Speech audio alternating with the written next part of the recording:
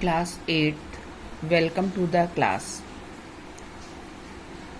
बच्चों, आपके हिंदी ग्रामर से लेसन 3 शब्द विचार ये हम पढ़ रहे थे। इसमें हमने जाना कि शब्दों का वर्गीकरण 5 प्रकार से किया जा सकता है, जिसमें पहला है स्रोत के आधार पर, दूसरा है अर्थ के आधार पर, तीसरा प्रयोग के आधार पर, चौथा रचना के आधार पर और पांचवा व्याकरणिक प्रकार्य के आधार पर। इनमें से प्रथम 3 भेद हम रिवाइज कर चुके हैं। आज हम जानेंगे रचना के आधार पर शब्दों का भेद अथवा वर्गीकरण। रचना के आधार पर शब्द 3 प्रकार के होते हैं।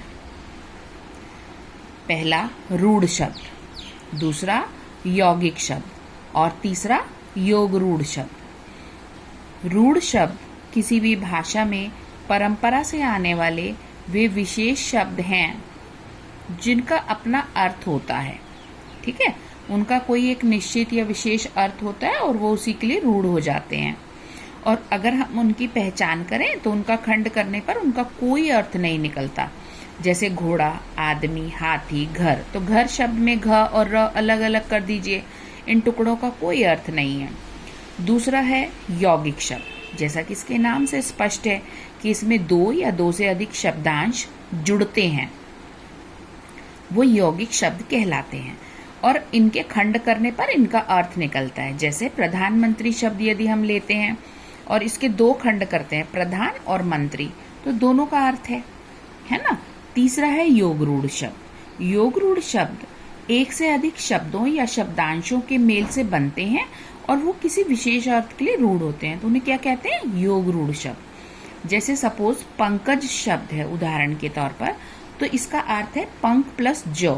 ज का मतलब होता है उत्पन्न होना या जन्म लेने वाला। तो पंख यानी कीचड़ में उत्पन्न होने वाली हर चीज कमल कहलानी चाहिए, पर ऐसा नहीं होता है। हम पंकज शब्द को कमल के पर्याय के रूप में लेते हैं। एक उदाहरण और देखेंगे, एक दंत। एक दंत का मतलब है एक दांत वाला, लेकिन हम एक दंत केवल भगवान गणेश जी के लिए इस्तेमाल करते हैं। कोई भी व्यक्ति हो सकता है जिसके मुख में एक दांत हो, तो उसके लिए प्रयोग नहीं करेंगे। नेक्स्ट और लास्ट है व्याकरणिक प्रकार्य के आधार पर शब्द के भेद।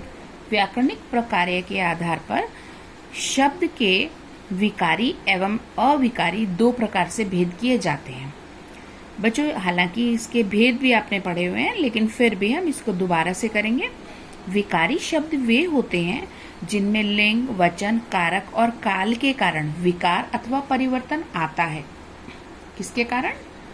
लिंग, वचन, कारक और काल, मतलब ये चेंज होते हैं, वो शब्द भी बदल जाते हैं।